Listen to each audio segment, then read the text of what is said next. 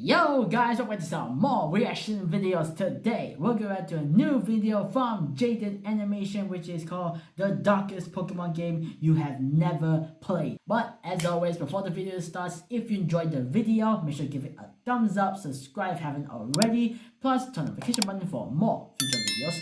Also, I'd be very pleased if you can recommend me some more videos or channels you want me to react to. Put that in the comments. I'll really appreciate that. Now, without further ado, let's get straight into the video. I've played a lot of Pokemon in my days, and by that, I mean I've played the same Pokemon game with various different skins. But I'm here today to showcase one of, if not the most unique ideas for a Pokemon game Nintendo has published for our tiny little hearts. And that game is called Pokémon XD, Gale of Darkness. XD. A bit unfortunate, but it came out in 2005, so they get a pass. Why am I talking about it? I think it's an underground game not enough people know about. It does something different, kind of shakes up the formula. It's constantly overshadowed by its predecessor, Pokemon Colosseum. And yeah, okay, I played it as a kid. I'm very biased. Is that what you wanted? If you've not heard of it or played it, you're in for a treat today. The game opens up to a cargo boat, the SS Libra, out at sea, where we find the captain and guy who steers standing at the helm. All is calm and serene when suddenly they get swatted.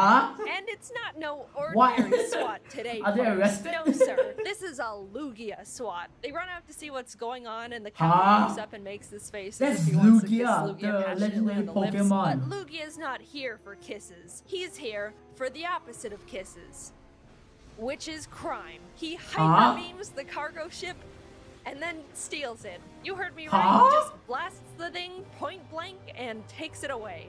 Lugia's ship now. The presumably only 2 people on the entire boat fall into the water and are left to just drown in the ocean, I guess.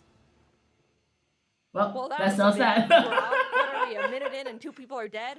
Gen 10 could never. Hard cut to me because that's more important. You play as this boy kid named Michael, but actually his name is Jaiden now because that's me. The game throws you into the middle of this intense looking fight between a Salamence and Salamence versus both Metagross. level 50. I don't know where I am, what the stakes are, who I am, but this battle seems really important and tough, so I'm gonna give it my all and immediately OHKO it. I did it! Screen goes black. I open my eyes, everything's blurry. Wake up, Jaiden, you've been in a coma for 15 years. Turns out I live in a friendly laboratory run by this Professor Crane and his lab guys. I get up and the guy running the battle simulation tells me how good of a battler I've become. Oh, thanks, man. Then he immediately negs me by telling me it's about time I go out and get myself more Pokemon besides my one lame Eevee. Backhanded compliment at a child, but I'll take it, I think. I go into Crane's office where him and my mom are talking, and he says he heard from the battle coach that my battling skills have improved dramatically, and how proud he is of me. To which my own mom tells him to stop giving me compliments and praise because I'm gonna end up spoiled rotten. I don't know what kind of a response that is to a child receiving praise. Either I'm already a cocky little bastard, or I'm being currently emotionally neglected by everyone who's willing. Whatever it is, I don't think it's healthy for my mental development. To make this mother look even worse, we realize her only other child, Jovi, is missing and no one is looking for her. The world is only filled with overpowered wild rabbit animals and crazy people. No, I'm sure it's fine you haven't started looking for her. Keep doing what you're doing. I get a lead saying she really likes hanging out with family friend mad scientist Dr. Kaminko, so I head over to his house and I'm about to knock on his creepy door when this tiny little blind man, Chobin, the doctor's assistant, walks up and is like, "Burglar!" and challenges me to a battle, to which I win because he only has a level 5 Sunkern. Jovi comes out and is like, "Oh, hi, big brother, it's Jovi. Did you get lost, big brother? Silly big brother, Jovi will guide you back home." Alright, I see why no one was looking for her now. We return home to the lab and they present me with a snag machine. A machine that allows the user to catch shadow Pokemon. Did she like cut off her arm and then a robot arm? They turn evil. Now, they're saying they haven't seen or heard of any shadow Pokemon that exist anymore because they've all been purified years ago. But who knows when they could start popping up again? Better be safe than sorry. Bam! Some guys from a secret organization called What the heck? It looks like knockoff Enemy Ranger. Show off their shadow Pokemon and run off to their secret base to never be seen again. That was quick. Well, I'll be. The lab is in shambles, not knowing what to do, but then decides they're gonna complete their purification chamber in his honor because shadow Pokemon are back and they want to do something about it. They send me off to this seaside town, Port, to retrieve a machine part they need, and Jovi pesters our mom to come with This guy because Jovi already doesn't think I can recovered from a handle going coma, out on and my now you own, just want and to send Jovi him to needs a hold big my hand and adventure. guide her big brother the whole way. Okay, not only does this little snot talk in the third person for no reason, maybe our mom didn't care enough to get us any education. Perhaps she was worried the teacher would give us a compliment, heaven forbid. But she's also the most annoying character I've ever witnessed in any media, and I've watched an episode of My Hero Academia with a grape kid in it. We go to Port, and not 2 seconds pass until Jovi pisses off this random guy Zoo, who happens to be the buffest man in the world. He's about to punt her, and I'm about to do nothing about it, when this old man and his color-coded henchmen step in and obliterate his Shadow Zangoose. Whoa. Old man, I was about to be free of everything that is bad in my life, and you took that away. We get the part, head back, and Mom tells me about this spot in Agate Village called the Relic Stone where you can naturally purify Pokemon. I don't know why you're making your own purifying chamber then when there's a rock that already does that. I go to Agate, and this very enthusiastic man with a Pikachu shows me the stone, and I'm like, cool. To which he's like, by the way, my friend Vander might know where Cypher took Crane. Oh, okay. I go talk to Vander and he points to this random spot in the desert on my map and is like, oh, they're right here. I saw them. What were you doing out there? That's literally just sand. Wow, would you look at that? A headquarters. Huh. I start infiltrating the base, battling all the grunts that fall from the ceiling, snagging any shadow Pokemon I find, until I reach Pink Hatsune Miku, who's trying to get information out of Crane about purifying shadow Pokemon. I battle her and win, which means I get to unkidnap him, and while heading out, I find this data ROM on the ground. Huh. This seems very important and like it has a lot of secret information about Cypher on it. Convenient. Brain returns to the lab and everyone's happy, and then they send me to Pyrite Town to find Net, a guy that should be able to crack the ROM and access all the information on it. So I head there and he's like, yeah, we can crack this, smile. While he's hacking it, I go out and play around in a random cave and run into Mirror B. This guy doesn't do much in this game, honestly, but I just want to make sure you know he exists and listen to his music. I got some good background music.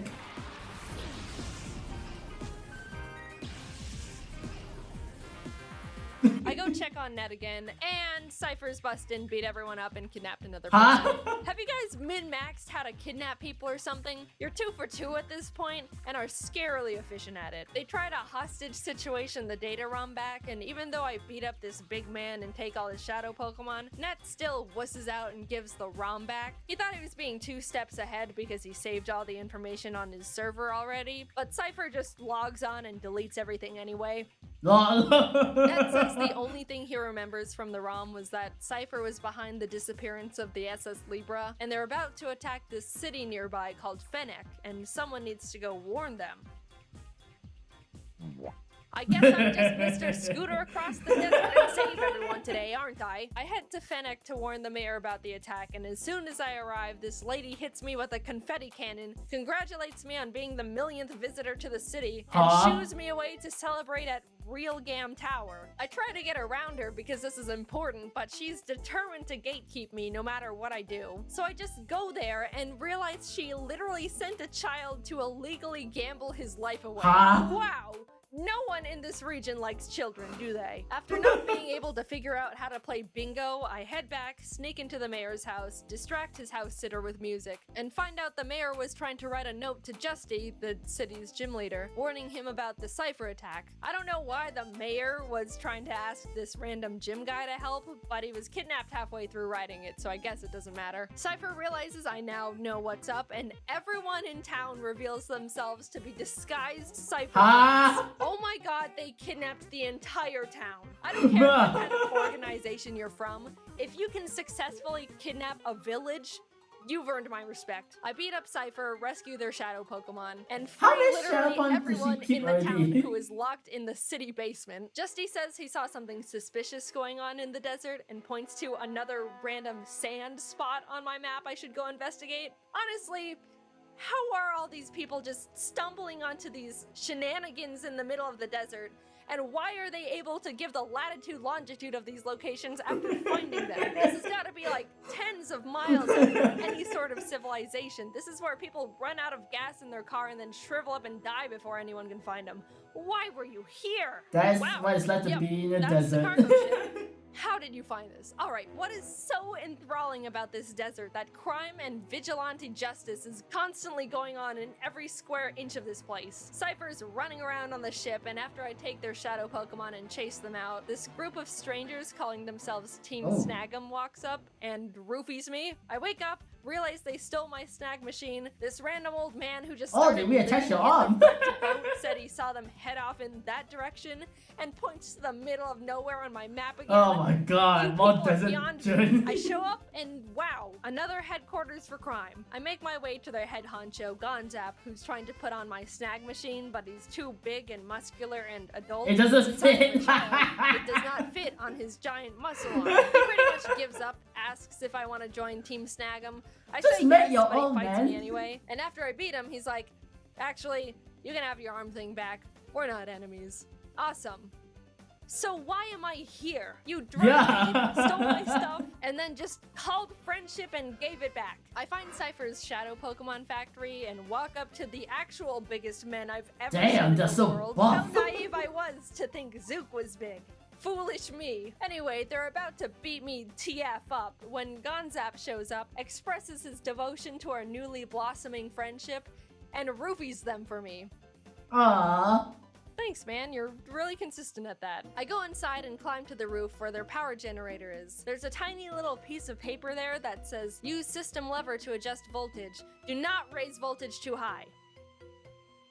Crank! A guy comes out and starts yelling at me with his Pokemon when the tiny old man who accidentally ruined my life in Port comes on screen and is like, I'm evil and creating a Pokemon that's unpurifiable. Come get me! This is my IP address! I need to cross the ocean to get to him because he's basically on evil Hawaii. So I take this Robo Kyogre from Kaminko, speedboat my way there, and you guessed it, fight everyone in the building/volcano until I get to the big little man. After fighting an entire country's worth of people, I find him. His name's Greevil, by the way. And he's like, I'm surprised you made it this far. Ha ha ha ha. Well, I'm busy, don't bother me. And blocks me with a giant pane of glass. Come on! Out of all the fictional villains I've seen, this is surprisingly decently reasonable. But I'm not gonna just sit here and stare at him behind the glass like a goldfish at PetSmart. So I just does that arm thing has a laser or something? Which really sets him off. I mean, dude, either lock the door or don't have it. This is just what doors do. Greevil's like, you blew up our Shadow Pokemon Factory, you got past my glass. That's it. I'm summoning Shadow Lugia, the first Pokemon to ever be unpurifiable. Come forth and obliterate this small boy. To which I just Master Ball it. You overlooked that one, didn't you, mate? He may not be purifiable, but he's mine now. Greevil gets so beyond pissed that he decides to open his creepy eyes and fight me himself. And I was surprised to realize not only does he have a team of all Shadow Pokemon, but he somehow nabbed Articuno, Zapdos, and Moltres. I'll be honest, it was a really hard fight because Shadow Pokemon are super effective against all non-Shadow Pokemon. I don't know how it took me this long to tell you that, but that's how it works. So instead of trying to catch them all like I've been doing this whole time, I really just beat them up and they ran away. So Cypher has officially lost everything, and it's all because of me, the little boy. Blue henchman runs up to Greevil and is like, sir, I have a plan. Let's blow up the island with the kid on it.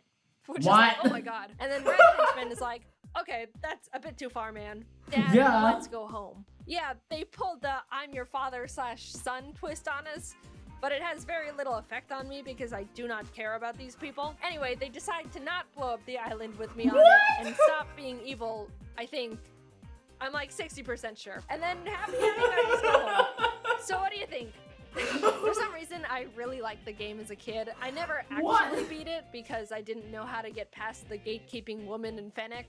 glad I figured it out this time. I also wanted to mention how lively the animations are in this game. Sure, some of the Pokemon look god-awful. They gave Houndour human knees that bend forward, but they're all just so expressive and show so much care and personality. It made me pretty sad the current games don't show this much passion, but I guess that's just what makes these games more cherishable. Anyway, the game was fun and weird. I liked it. See ya. Okay, so that was the end of the video of Jaiden Animation of the darkest Pokemon game you have never played. Legit, this game is very interesting. The storyline of this game is very funny and very interesting. Okay, first I want to say about this game is that they, in the first scene, they kidnap a ship. Like, why would it? What's the purpose of that? What is this, just to show how powerful the Shadow Pokemon are? And another thing, in the final scene, it shows that old man has not only Shadow Lugia, but Shadow Articuno, Shadow Moltres, and Shadow Zapdos. Legit, as you probably don't know, when you're in if Pokemon is Shadow, they're very powerful. So why can't he just like capture the rest of the legendary Pokemon or something like that? I'm not sure the Shadow part is actually accurate, but still, he already has so many like Shadow legendary Pokemon. Legit, he can already like take over the whole world or something like that. Like, what the man? Also, the kid from this game says like he was in a coma, and then like after the coma, he had to like go into this big adventure, this kind of thing. Legit, when you normally have a coma, you need to like have a rest or something, like a few months or something like that. But then nope, they decided to like after a coma, go for a big adventure and save the world, all that kind of shit. Like, what kind of like producer decided like, oh, let this happen? Okay, it's kind of a bad example. Come on, okay. Although it's kind of a bit funny, but it is kind of a bit like offensive to me to think like they send a kid who had a coma, he has no rest, to go out to adventure and save the world. Also, I want to address some things about the design of this game.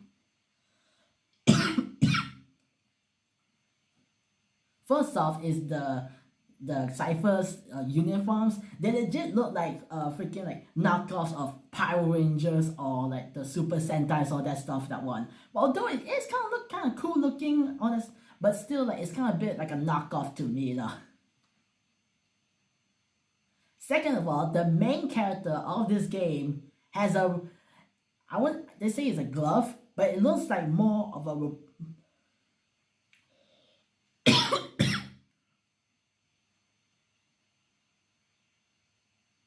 The second thing I want to mention about this game is that the kid, although like this is probably like is in animation, it shows that he had a robotic glove. It's more robotic than like a glove, all that stuff. Like, I know like it's probably like it's because of the animation, not the game. But then like to me it looks like a freaking like a robotic arm. So it's like I'm saying like the Jaiden Animation like, if it's like gloves, make it look like a glove, but no, she decided to like make it as a robotic arm. Legit, like, it looks kind of cool, don't get me wrong, it looked kind of cool, but still, it's like, it's the principle, okay?